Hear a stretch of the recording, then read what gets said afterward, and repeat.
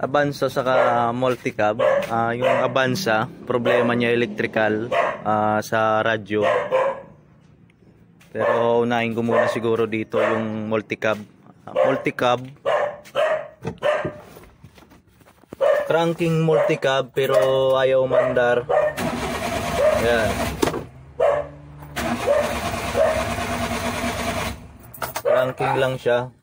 Ayaw mandar. So ito muna yung troubleshoot natin. Yung multicab kanina, Avanza pala, tinignan ko na yung Avanza, electrical problem sa radyo. Pag nag-switch on, automatic nag-on yung radyo niya, tapos hindi na mamatay, saka walang sa cigarette. So minor lang naman yon. Dito muna ako sa multicab. Kaninang umaga chinek ko na rin to, may kuryente siyang nalabas, wala siyang gasolina.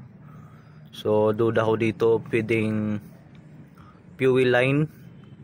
So anong mga basic na dapat tingnan pag mga ganitong carburetor type na makina. Sa akin kasi pag ako nagto-troubleshoot ng multicab or kahit ano pa man na carburetor na makina, unang-unang tinitingnan ko diyan yung kuryente.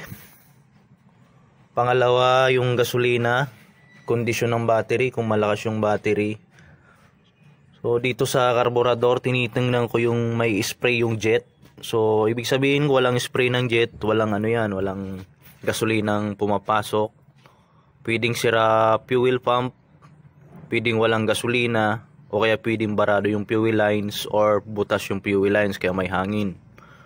So yun yung basic ng troubleshooting ko sa mga carburetor na makina. Kahit sa AFI ganun din naman ang troubleshooting sa AFI. Unang titingnan mo dyan yung kuryente, yung gasolina, yung kondisyon ng battery.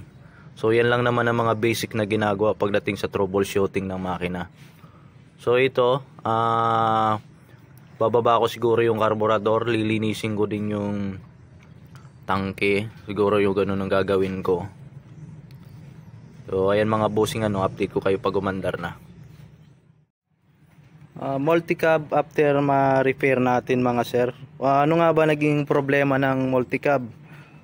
Ang naging problema ng multicab, inisa-isa ko siya, trinis ko sa fuel line, electronic pump, carburetor, tapos yung natin, mga railings ng fuel lines, lininis ko spark plug. So ang pinaka problema niya, pinaka main problem kaya walang supply ng gasolina, itong hose na to, barado na to sa loob. So kaya hindi na mahigop ng electronic fuel pump masupplyan yung carburetor natin. So after nun, mapalitan ko ng hose, umandar ng konti, namatay. So find out na din yung carburetor natin, barado na yung loob, yung mga jettings nya, yung daanan ng hangin, yung vacuum. So ang ginawa ko sa kanya, binaba para i-overhaul.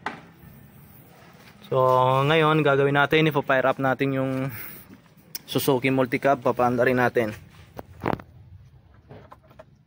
Switch on, start.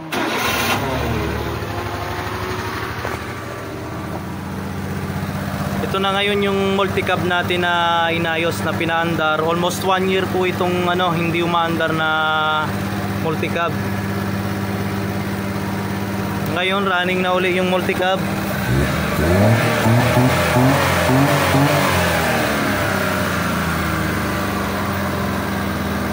Next project siguro dito, kasi ang papayos naman ito ni sir sa susunod, yung mga preno nya, brake system nya, kasi wala nang preno siya. Pero road test na namin, kaso walang preno, kaya hindi na namin iikot kasi medyo delikado.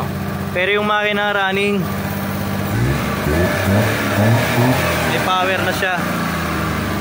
So ganun lang naman kadali mag troubleshoot ng mga makinang ganito, multicab. Ang unang titingnan lang naman dyan, kuryente, gasolina, spray ng carburetor doon sa jettings nya, saka yung battery, yung kondisyon ng battery kung malakas. O ayan po mga sir, sana may na-share na naman po akong ideya pagdating dun sa troubleshooting ng no start issue na makina. Thank you po ulit, Motorado Automotive.